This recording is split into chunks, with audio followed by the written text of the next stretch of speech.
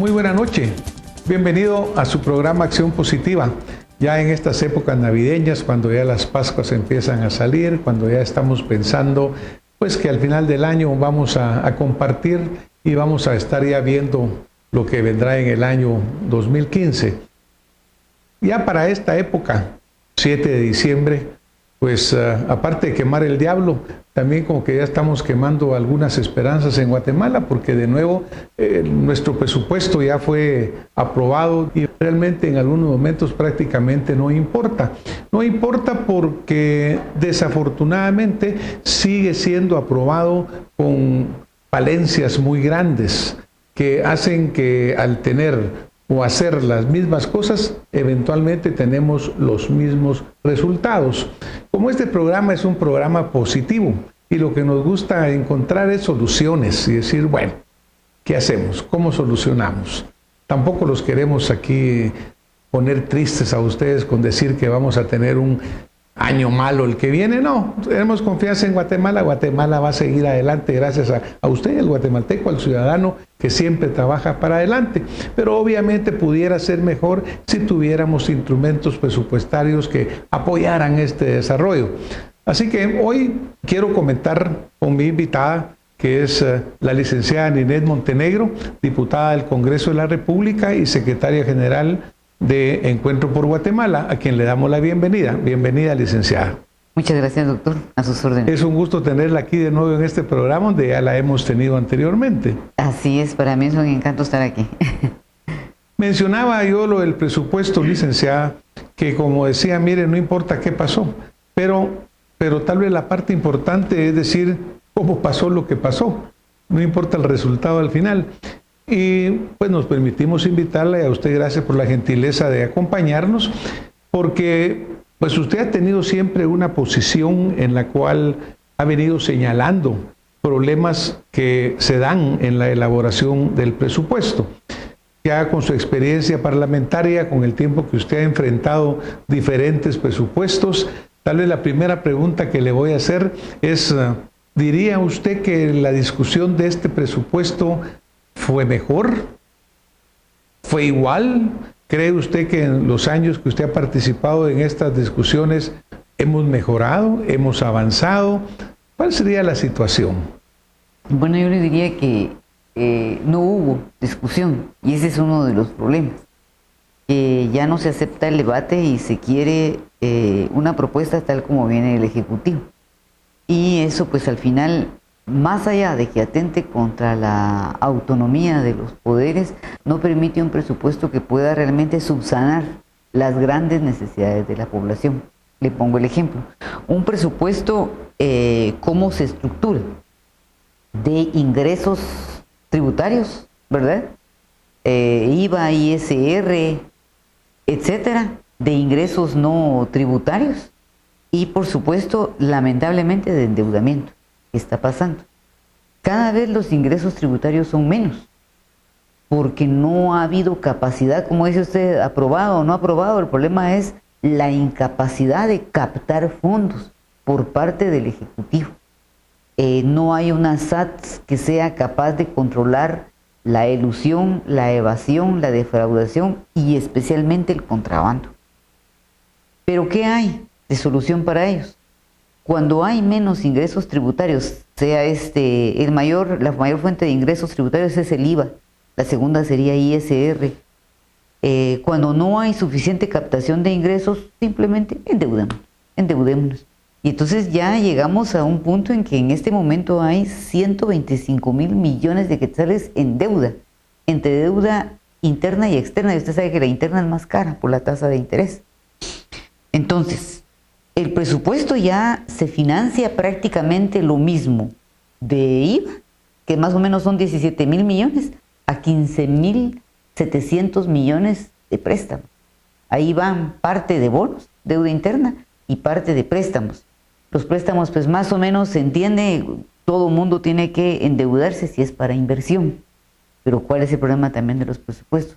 Ya no nos endeudamos para invertir, nos endeudamos para pagar gastos corrientes de funcionamiento.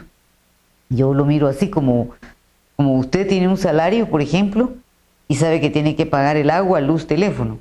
Bueno, va a hacer una inversión y va a comprar un carro nuevo. Esa es una inversión.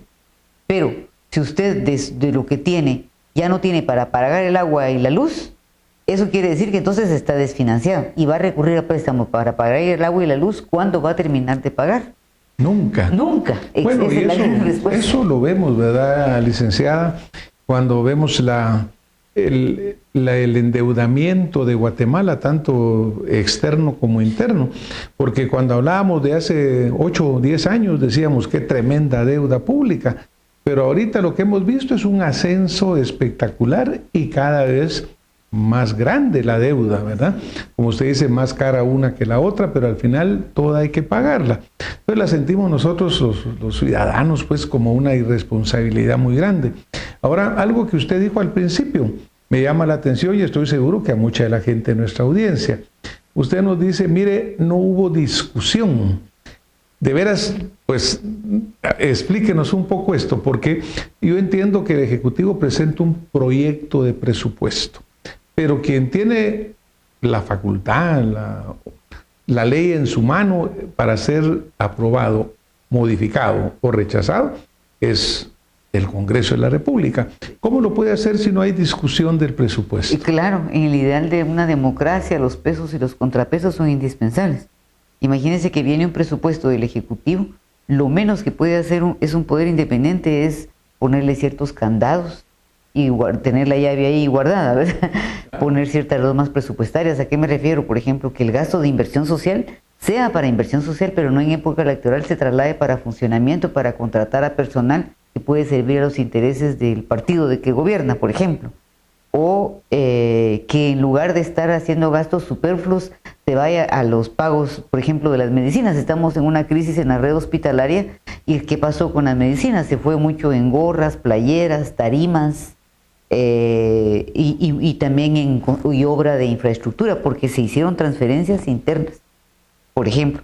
Y otra cosa que nosotros queríamos no modificar, pero sí, bueno, sí modificar y revisar es, fíjese usted cómo estamos los chapines, de cada quetzal que un guatemalteco paga en impuestos, 49 centavos son ya para financiar el funcionamiento, toda esa administración.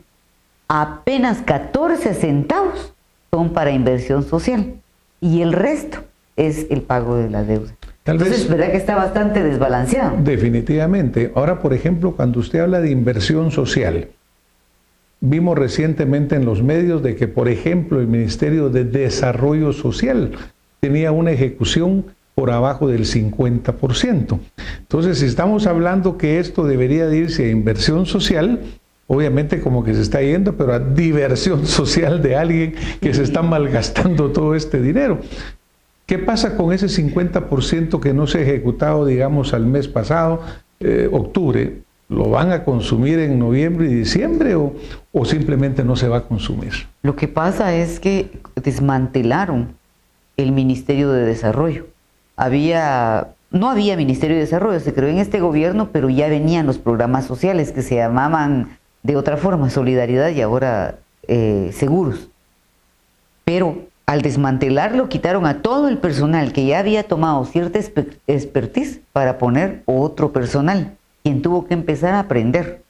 Luego llegaron a un error tan grande que le quitaron a muchísimas, la mitad de las familias que le daban la transferencia condicionada y la bolsa, porque dijeron que podrían ser, como le dijera yo, apoyos clientelares del partido anterior. Y entonces empezaron, si no de cero, como el 50% a poner nuevas familias, ahora del otro partido. Entonces eso llevó muchísimo tiempo. Luego trataron de bancarizar, lo cual me parece justo y no se concretizó la transferencia. En eso se pasaron los 3 años. Y se gastaron una enorme cantidad de fondos. Y se gastaron en análisis, diagnósticos, encuestas, sondeos, análisis de opinión, visitas a las familias. Se fueron los 3 años completos. No se hizo prácticamente nada. Y entonces empezó ya con la premura de que el presupuesto no se ejecuta, empezar a repartir casi que a Tin Marín, ¿verdad? Porque la lista se estructuró muy tarde.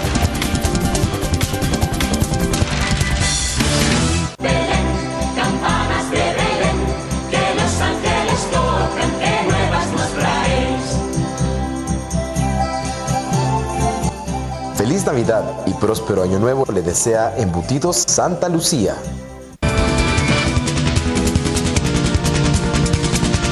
La premura de que el presupuesto no se ejecuta, empezar a repartir casi que a Tin Marín, ¿verdad? Porque la lista se estructuró muy tarde.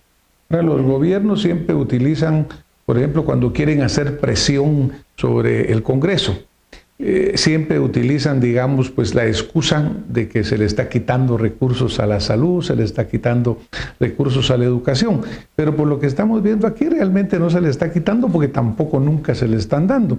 Y como usted bien menciona, una gran cantidad de dinero se ve en estudios, análisis, en fin, asesores, una gran cantidad de temas. Pero yo vuelvo a regresar de nuevo y tal vez no voy a soltar todavía el punto de la discusión porque desafortunadamente tenemos un Congreso muy peculiar en Guatemala. Entiendo que a la fecha 97 diputados cambiaron los colores de la camiseta con la que entraron. Y la cambiaron porque obviamente pues solo se la pusieron para ganar su diputación. Ahora, el Congreso tiene una función constitucional, que es aprobar o improbar el presupuesto de gastos de la nación del año anterior. ¿Eso se ha hecho o no se ha hecho, licenciada? Llevamos más o menos unos 10 años de no conocer cómo se ejecutó el presupuesto. La última vez que ocurrió esto, le voy a decir, fue en el periodo de Óscar Berché. Y de ello devino, no sé si fue el de Óscar Berché, le soy honesta, pero de ello devino la investigación que a la mala ejecución que hubo en el IX, por ejemplo, que en lugar de usar el dinero del IX para lo que correspondía, se fueron a comprar terrenos estériles, inusuados, ¿se recuerda? Claro. Y vino el descubrimiento de esta mala ejecución. Al improbar la ejecución, se le improbó la ejecución al IX y empezó una investigación en el MP y lamentablemente eso trajo como consecuencia la prisión de varios, el gerente, el presidente del IX. Después de eso, nunca más hubo análisis de la ejecución presupuestaria. ¿Esta dónde se da? Se daba en la Comisión de Finanzas, con copia a la Contraloría General de Cuentas, y juntos hacían el link, ¿verdad?, para trasladarlo al MP, para que el MP hiciera la investigación. Entonces ahora usted encuentra un Ministerio Público que tiene denuncias de peculado, malversación de fondos, tráfico de influencias, cualquier cosa que usted quiera, hasta 16 años están ahí guardados. No hay investigación. Ahora, esto pone obviamente al Congreso en general como cuerpo, a las autoridades del Congreso en los diferentes años que no se ha hecho, en incumplimiento de la ley, pues de sus funciones. Porque obviamente un ciudadano podía decir, miren señores, ustedes no están cumpliendo con su función constitucional. Menciono esto porque al no haber una discusión, pues prácticamente se impone la voluntad, digamos, del Ejecutivo. Y eso desvirtúa totalmente aquel concepto de Estado de Derecho, en el cual los poderes son independientes. Porque si vienen, mandan un presupuesto, un proyecto de presupuesto y se aprueba sin discusión, por eso tenemos los grandes problemas. La reforma tributaria, por ejemplo, malísimo, que fue algo que fue prácticamente de voz abierta y conocida por muchos diputados que nunca se habían enterado de qué contenía. ¿Cómo hacer para evitar eso, licenciada? ¿Cómo hacer para que el presupuesto sea aprobado o improbado? Para que se cumpla pues con la Constitución, ¿verdad? ¿Cómo hacer para que verdaderamente haya una discusión? Yo sé, por eso pues la invitamos acá, que ustedes han mantenido una lucha en ese sentido. Y le preguntaba que si han mejorado o empeorado la situación, es porque también debe ser un poco frustrante para usted una lucha de 10 años que no pasa nada y a lo mejor hasta va para peor. Hasta puede ser. Pues mire, empezando por lo que usted dijo al principio, ¿verdad? El transfugismo no permite que haya una línea partidaria, una propuesta programática coherente ni sostenida. Porque si usted hoy está en el partido B, luego se pasa al B, pero no le gustó y se pasó al C, y luego al D, porque hay quienes han pasado por 4 horas en el mismo año. Entonces eso obviamente no le permite a usted tener coherencia con su propuesta y su visión. Entonces eso es lo que está causando ese desorden en el Congreso que usted dice. No hay el interés de discutir una propuesta programática, porque al final quizá no hay propuesta programática por esa rotación que ha habido, ¿verdad? Luego, el presidente de la Comisión de Finanzas es lamentablemente siempre un miembro del partido oficial. No han puesto nunca a alguien de la oposición. Entonces, es el miembro del partido oficial, siempre va a seguir las directrices que emanan del Ejecutivo. Aunque en otras ocasiones, a pesar de ser del partido de gobierno, sí se habían dado algunas modificaciones y reformas. Yo me recuerdo, y no fue presidente en la época de Alfonso Portillo, fue presidente del Congreso, precisamente el general Ríos Montt, y él permitió la discusión. Y él entendió la necesidad que había de hacer algunas adecuaciones y poner controles y candados. Hay que reconocer lo que es, ¿verdad? En esa ocasión sí se dio, pero mire. Ahora, por ejemplo, el Ministerio de Desarrollo es uno de los que no han cumplido con su ejecución presupuestaria. Pero entiendo que hay otros ministerios también que tampoco han cumplido con su ejecución presupuestaria. Y así, a lo largo de los años, ha pasado esto.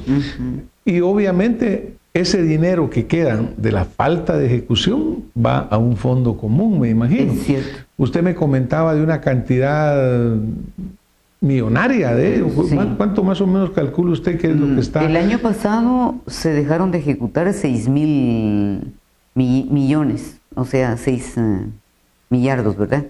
Esta vez, ahorita, al 19 de noviembre, imagínense, es pocos días los que hay 17.000 millones de saldo si no es ejecutado. Calculando que pudiera usted gastar diariamente dinero de aquí al último de diciembre, tendría que gastar 245 millones diarios. ¿Ya se dio cuenta, verdad? Aún así, entonces, quedaría un saldo de más o menos, otra vez, 6.000 millones. Entonces, el tema es, por eso nosotros siempre les decimos, seamos objetivos en los techos presupuestarios, porque no hay la capacidad de ejecución. No ingresa lo suficiente y tiene que endeudarse y sube el déficit, pero también no se gasta lo que dicen ellos. Claro, ¿verdad? aunque la hubiera, no lo pueden gastar. Pues. Exactamente. Y obviamente ahorita no lo pueden hacer. En un mes y medio Imagínense, que faltaba, era imposible que se lo fueran a gastar. Y mucho de ello se gastará por salir del paso, ¿verdad? Se gasta en, qué sé yo, gorritas, pelotitas, camisetas, que eventualmente pueden ir a parar con algún color en alguna campaña, pues, ¿no? Y entonces ya eso hace perverso lo que está sucediendo. Por eso es importante esa aprobación o desaprobación del presupuesto por parte del Congreso. Ahora, cuando usted menciona, por ejemplo, la Comisión de Finanzas, ¿cuánto tiempo dura la presidencia de cada una de estas comisiones? Depende. ¿Sí? Digamos, la de Finanzas, ¿cuánto tiempo dura? Por eso le digo, depende. Por ejemplo, ha habido presidentes en el pasado que han estado los 4 años del gobierno. Han sido reelectos cada año. Han sido reelectos cada año y han sido 4 años presidentes de la Comisión de Finanzas. En esta ocasión hubo un presidente que ya ni me acuerdo el nombre el año pasado, y este año es Woody Rivera. Claro que la comisión está integrada por un grupo de diputados, ¿no? El presidente es quien la preside, pero no es el que manda, ¿verdad? Sino que yo me imagino que las decisiones deberán de ser colegiadas. Yo le decía esto por el hecho de que obviamente también ha ido cambiando la configuración del Congreso. Y en este último año ya los diputados de otros partidos prevalecen en número sobre los diputados, digamos, del partido de gobierno. Es decir, no habría una razón por la cual una discusión válida, pues educada, no se imponga la decisión de un presidente, sino que tiene que ser sujeto del análisis de todos los miembros de la comisión. Sí, ese es el ser, ¿verdad? No es el deber. Mire. Así debería ser, pero no es. No es, sí, no es, lamentablemente. Sí. En primer lugar, los partidos como los nuestros nunca han podido estar en la Comisión de Finanzas. Yo pude estar una vez, en esa época que le mencioné de Alfonso, en la época de Alfonso Portillo.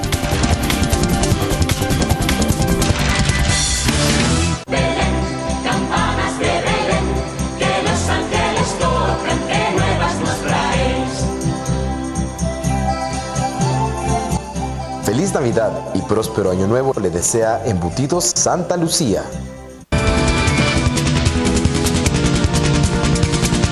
los partidos como los nuestros nunca han podido estar en la Comisión de Finanzas. Yo pude estar una vez, en esa época que le mencioné de Alfonso, en la época de Alfonso Portillo.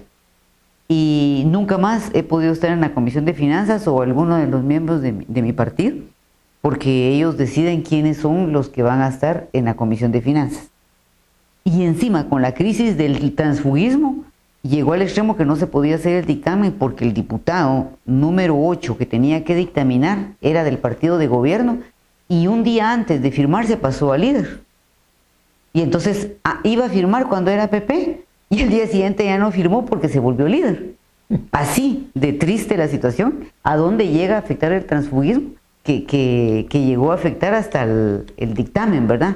Por esa falta de, ¿verdad? Nuestro público le encantaría saber que existe la receta de cómo evitar el transfugismo o de cómo castigarlo. ¿Existe, licenciada? ¿Hay algún cambio en el régimen interno, en algo que evite el transfugismo? Le voy a explicar por qué no se puede, a menos que haya una reforma constitucional, porque está en la Constitución Política de la República. Según la ley electoral y de partidos políticos, el cargo pertenece al partido, según la ley electoral, que es de rango constitucional. Pero según la Constitución, el cargo pertenece al diputado. Y como la Constitución es superior, habría que reformar la Constitución. Es decir, cuando el diputado se va con su curul. Imagínense. Claro. Los castigos antes, porque ahora ya ni a eso llegamos, se daban en la ley orgánica, organismo legislativo, que por ejemplo el que se transfugaba no tenía derecho a presidir una comisión o no podía formar bancada, pero ahora pues ya ni eso se da, ¿verdad? Ya ni eso existe, pero yo le aseguro que si usted le pregunta a nuestro público si están dispuestos a cambiar la Constitución con tal de castigar a estos transfugas, estoy seguro que lo van a hacer, ¿verdad? Porque yo creo que es de las cosas que más molestan verdaderamente al ciudadano ver ese ir y venir de diputados, y pues imagínese ese detalle con que usted cuenta, el día de ayer iba a firmar y 10 minutos después no porque cambió de partido. Parece ridículo, pero desafortunadamente es algo que afecta el funcionamiento y pues tiene un efecto importante sobre la población. ¿Cuáles serían los cambios que a usted le gustaría ver en el presupuesto? En cualquier Como presupuesto. le digo, ya no hablemos de lo que pasó, sino que de aquí en adelante, ¿qué le gustaría a usted? Normas presupuestarias muy claras y permanentes. Es decir, por ejemplo, que en época de crisis sobre todo, se pudiera controlar el presupuesto de los alcaldes. Cuando un presupuesto sube, porque mejoran los ingresos tributarios o por el endeudamiento, automáticamente, constitucionalmente, sube el presupuesto de los alcaldes. Claro. Por el situado, etcétera. Entonces ahorita subió a casi 7,000 millones lo que hay que darles a los alcaldes. Pero usted no puede controlar porque la autonomía no le permite a usted saber qué obra, en qué lo invierten, con qué empresa o tanto gasto de publicidad que se da, ¿verdad? Sí, y es cierto porque hay varias alcaldías que han sido investigadas y han resultado algunas cosas no muy claras, ¿verdad?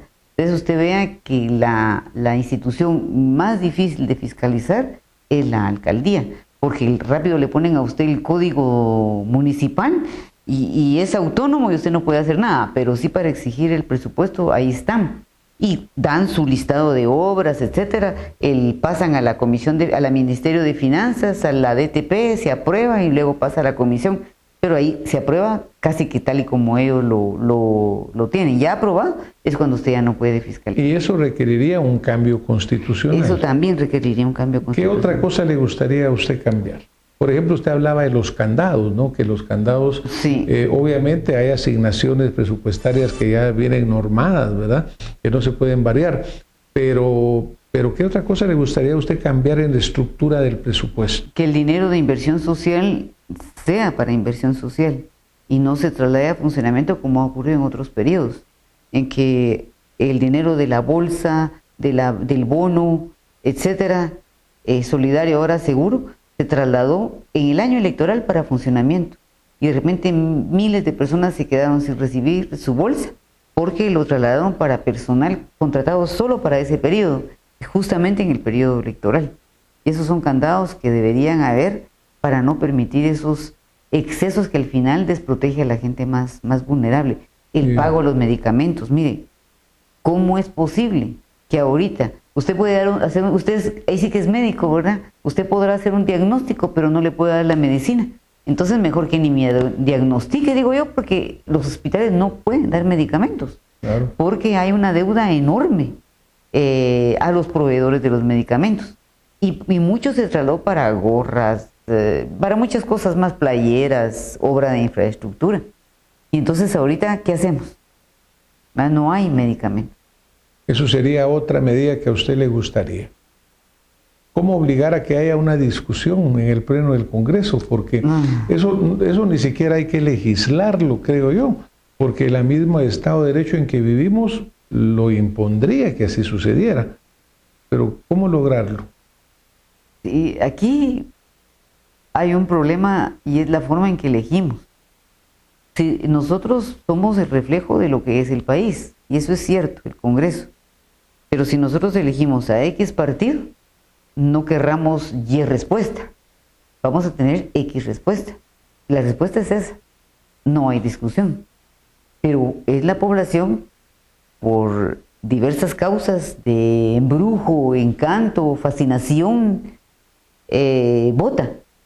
Y después las consecuencias se vuelven un hartazgo.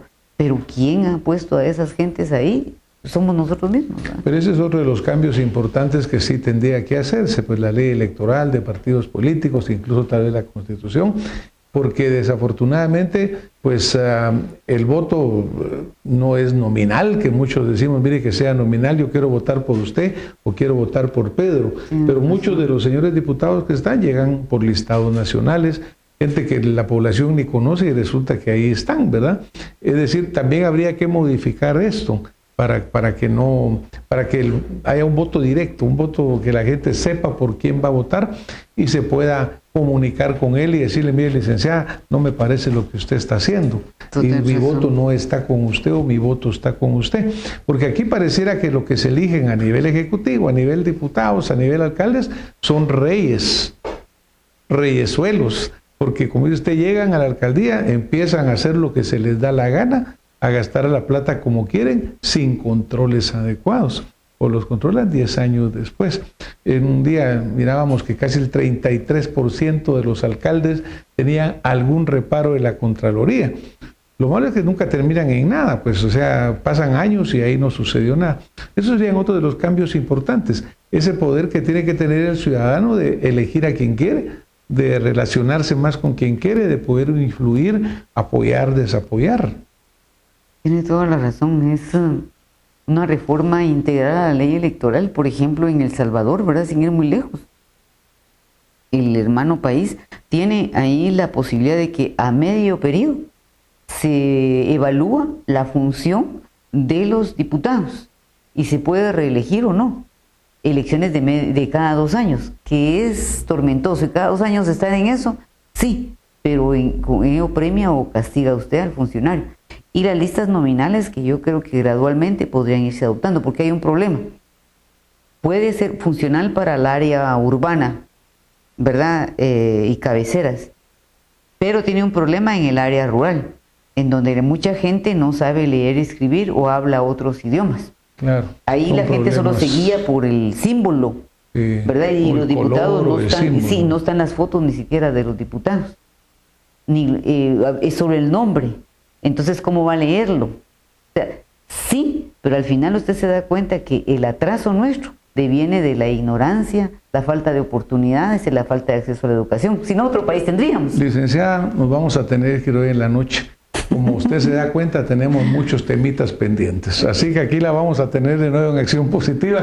Y a ustedes que nos han estado viendo, acompañando esta noche, pues igual que sigan disfrutando de este ambiente navideño, que como les digo, los guatemaltecos superamos cualquier cosa, incluyendo a los diputados. Así que nos vemos la próxima semana y que la pasen muy bien. Buenas noches.